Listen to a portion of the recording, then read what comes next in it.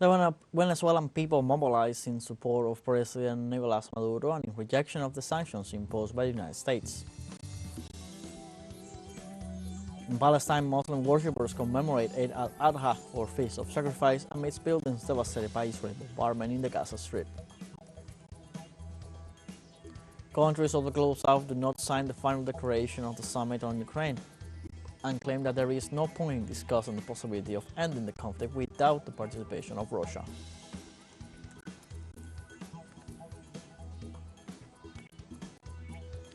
Hello, welcome to From the South. I'm Luis Alberto Matos from TeleSur Studios in Havana, Cuba. We begin with the news. In Venezuela, people continue to demonstrate in support of President Nicolás Maduro's policies and against the sanctions imposed by Washington. In the municipality of Bermúdez in the state of Sucre, people joyfully took to the streets to show their support for the candidacy of Nicolás Maduro in the next presidential elections on July 28th. Venezuela's United Socialist Party First Vice President Diosdado Cabello led the demonstration, and he urged people to continue motivating voters to achieve victory in the next presidential elections. Cabello said that the united people of Venezuela is getting ready to seal a resounding electoral victory in honor of Commander Hugo Chavez on his 70th birth anniversary.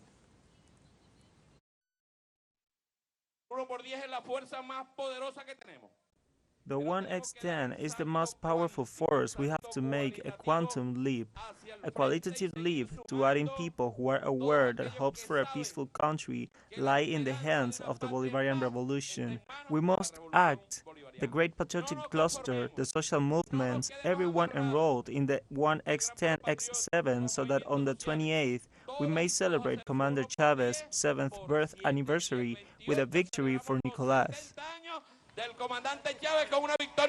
Diosdado Cabello also condemned the attacks of the U.S. empire and the threats of the European Union against the electoral process of July 28th.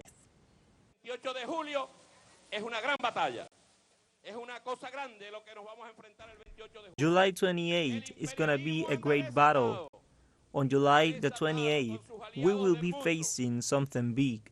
The imperialism is unleashed, along with its world allies, threatening that if we do not let the European Union act as an observer, they are going to get angry. Well, let them be angry. That is their problem. But here in Venezuela, we are the ones to deal with whatever issues we may have. Do they figure that after 25 years of blockade, sanctions, coups d'etat, invasions, assassination attempts, they are going to come and scare us at this point? That they are going to be able to scare the noble people of the state of Sucre? We do not eat fear.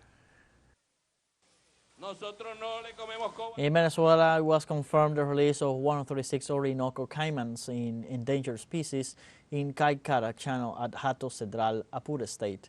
This action is part of a conservation plan to protect these endemic caimans that inhabit the lowlands of the Orinoco River basin, the largest in the country and one of the most abundant in the world. This is the third consecutive year in which these activities carried out with the active participation of the community, governmental and non-governmental organizations, as well as public and private companies, and a joint initiative for the conservation of these vulnerable species. According to the Minister of Eco-Socialism, Jose Larca, more than 12,000 caimans have been released to date, and another 520 are expected to be released during the year 2024. The Bolivarian government since the beginning has started a strengthening program, and today there are more than 12,000 specimens released throughout the Orinoco River Basin. Today, we are releasing 136 at Hato Cerro Ranch, in conjunction with the private company with which we have been in alliance, that is the hatchery at Random. This year, we plan to release more than 520 specimens, which will be added to the 12,000 that we have already released during this time. These are a legacy of Venezuela for the world, an example of how sustainable conservation practice can be carried out, and how we can advance in the objective of fulfillment of the plan of the homeland. Also in Venezuela, the Adopt a Plant program begins to promote and maintain the care of forest ecosystems. The Ministry of the People's Power for Eco-Socialism informed that it made available to the program more than 1 million specimens so that Venezuelan homes can adopt a plant until it is almost 1 meter high and can contribute to reforestation. According to the ministry, the initiative helps the planet Earth at the same time that it fosters the development of a conscience for an eco-socialist Venezuela. The program is part of the environmental conservation policies and the protection of endemic species in danger of extinction promoted by the Venezuelan government.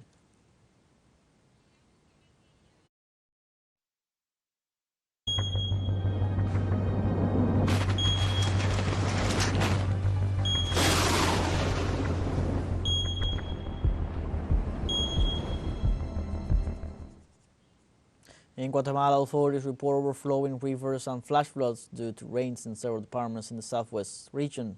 The Red Cross reported that some families in the San Marcos and Alta Verapaz departments and in other areas have been affected by the rains, which have caused rivers to overflow. The Red Cross said that in the affected regions there are also reports of falling trees and that they are assessing the situation on the ground. Quesalta and Tenango firefighters have confirmed that at least 12 families had to be evacuated from their homes due to rising water levels. Authorities have reported material losses but no human fatalities, but they are on alert to tend to the emergency.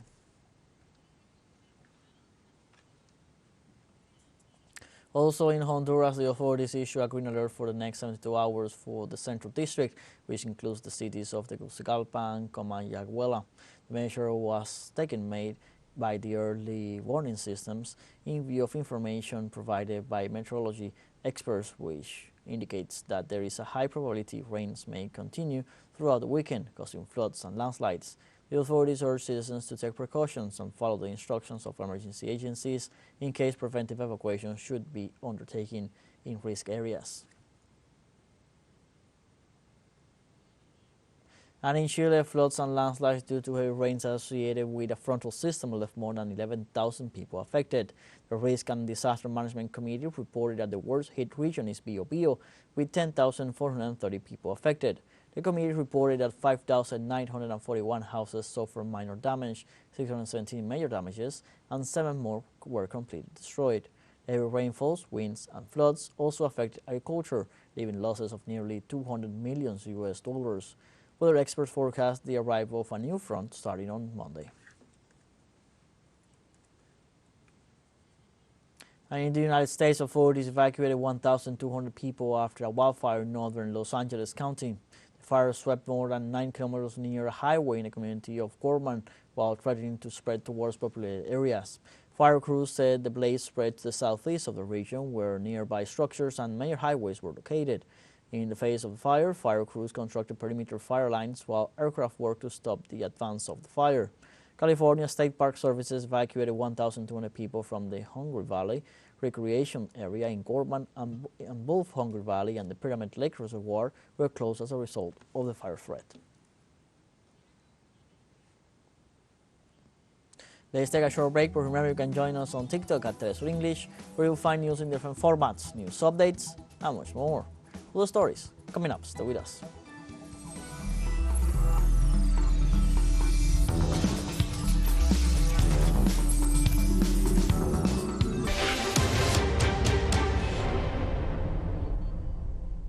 Welcome back. In Palestine, Muslim worshippers commemorate Eid-el Adha, or Feast of Sacrifice, amidst buildings devastated by Israeli bombardment in the Gaza Strip. Hundreds of citizens gathered amidst the rubble of houses and buildings in the Jabalia refugee camp in the north of the Palestinian enclave during the 4 days of the Feast of Sacrifice. Muslims test their faith by slaughtering livestock and distributing meat to the poor. However, this year, Gazan families face the holiday with food shortages and deep grief due to the loss of loved ones during the ongoing Israeli siege. Since last October, at least 37,296 Palestinians have been killed by Israel and more than 85,000 injured.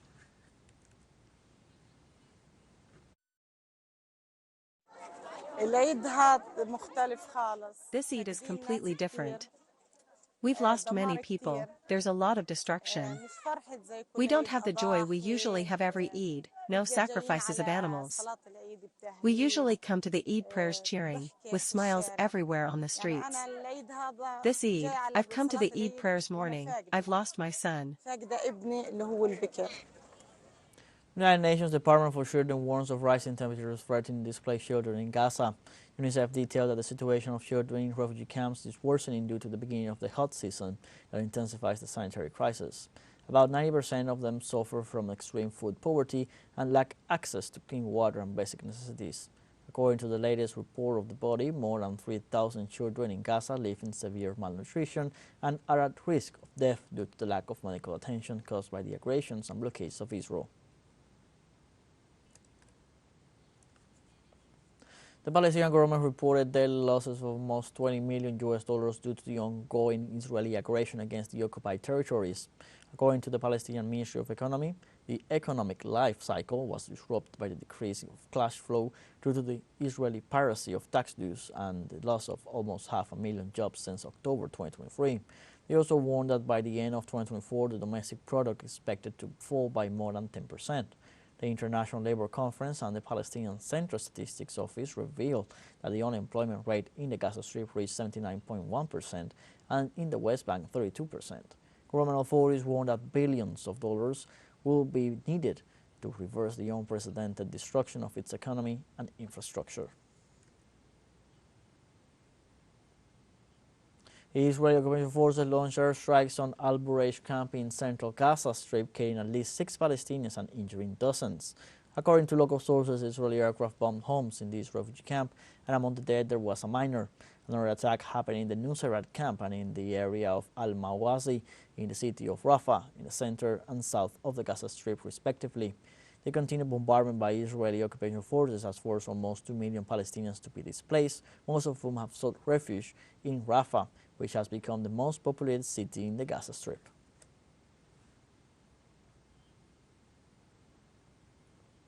Israeli occupation forces have killed at least 41 civilians in 4 massacres perpetrated during the last 24 hours in the Gaza Strip.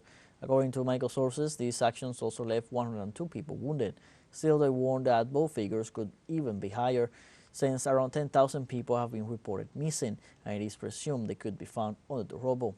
According to the most recent health report, at least 37,337 Palestinians have been killed and 85,229 injured since October 2023, when conflict erupted, with most of the victims being women and children. And also in Palestine, prisoners' rights organizations denounced that Israel is holding at least 9,300 civilians, including 250 children and 74 women, in prisons or detention centers. According to the Palestinian Prisoner Society, at least 899 Palestinians are being held in Israeli custody as unlawful combatants. On the other hand, the organization specifies that more than 3,400 civilians are currently under administrative detention, meaning held without charge or trial based on undisclosed evidence. Of these, there are approximately 600 detainees who are serving life sentences or whom the occupation authorities intend to sentence to life imprisonment.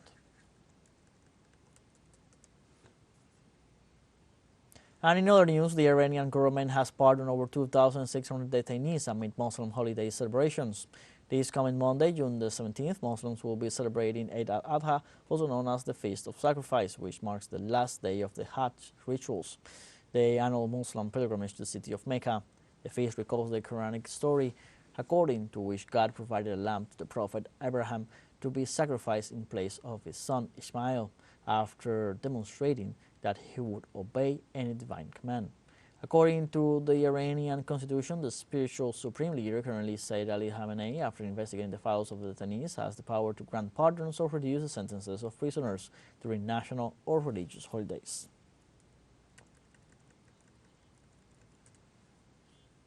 We now have a fun short break coming up, but before we invite you to join our WhatsApp community for our English-speaking audience.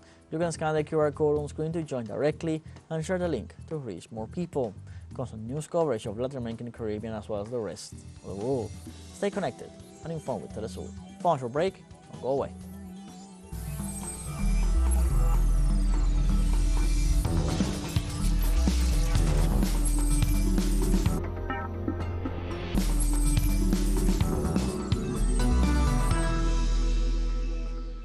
Welcome back. In Germany, the police shot a man who was threatening the Netherlands team fans with an axe minutes before a match in Hamburg. The incident occurred in the St. Pauli district hours before the Polish and Netherlands soccer teams were due to face each other in the Euro Cup. Police were forced to open fire on the attacker in order to neutralize him, as he was carrying an axe with which he was threatening passers-by. The authorities used a pepper spray to capture him, and he was found carrying a Molotov cocktail. Since Friday, June the 14th, the city, together with the European Football Association, activated an operation with 31 agents to prevent this type of altercation.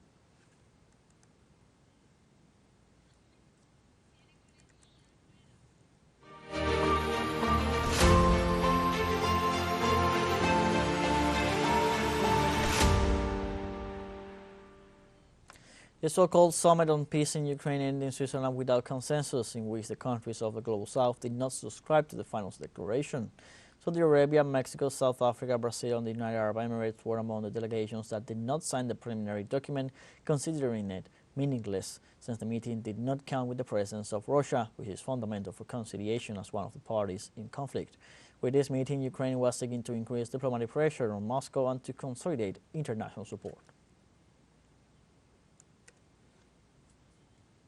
The Russian armed forces have advanced and neutralized attacks by the Ukrainian army near the city of Kharkov. The Russian Defense Ministry said a number of Ukrainian brigades' equipment was destroyed in the areas of Volchansk and Ternova. During the operation, units of the northern and western groups shot down several intelligence equipment, destroyed 2 tanks, 3 cars, and 2 anti-drone electronic warfare stations. The Russian Defense Ministry detailed that a total of 845 Ukrainian soldiers died during those operations.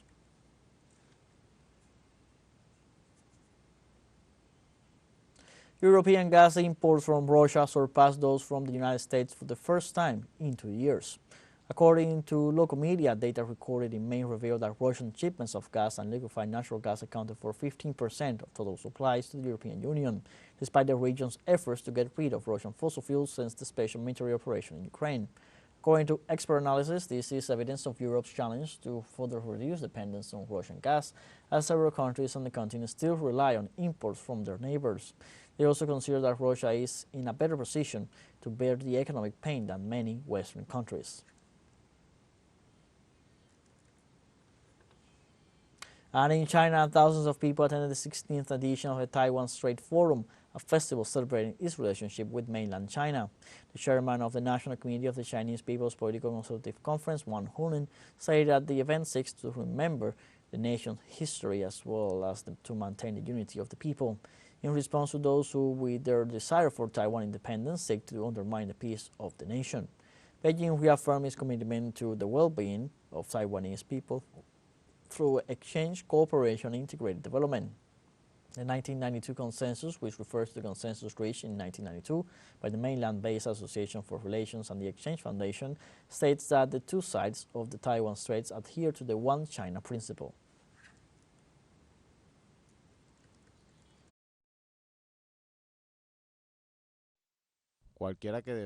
Anyone who upholds national justice, defends national interests, and upholds national unity will be remembered by history and the people. Anyone who forgets his ancestors will betray the nation, and divide the country will be despised by history and the people. In fact, I think the attitude shown by President Wang Huning this time is very clear. The mainland will show greater goodwill toward the people of Taiwan and has also expressed zero tolerance towards separatists and foreign interference, and will never ignore their actions. And also in China, after years of dazzling billions of people around the world with their furry bodies and clumsy antics, foreign-born giant pandas are adjusting to their new lives. Sent pandas are loaned to foreign zoos as part of Beijing's panda diplomacy, and the cubs return to China within a few years of birth to join breeding programs at conservation centers in southwest China. Conservation efforts are funded in part by foreign zoos, which pay the country millions of dollars on the multi-year agreements to lend pandas. The zoo hopes the bears will become star attractions that draw more visitors. Officials are working on linking habitats to allow for pandas to mingle and breed, with more than 40 nature reserves now grouped together to form the Giant Panda National Park.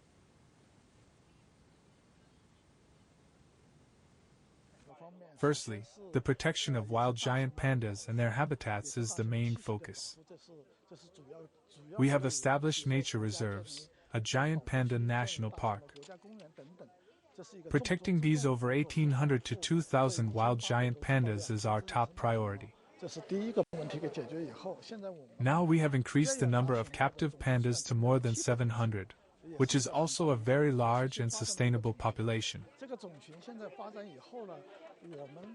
After the development of this population, we need to select strong and good pandas, put them through rewilding training, and then release them into small wild populations to resolve the need for genetic diversity. We have come to the end of this news brief. You can find these and many other stories on our website, TeleSur English. Also join us on social media, Facebook, X, Instagram, Telegram, and TikTok. For TeleSur English, I'm Luis Alberto Matos. Thank you for watching.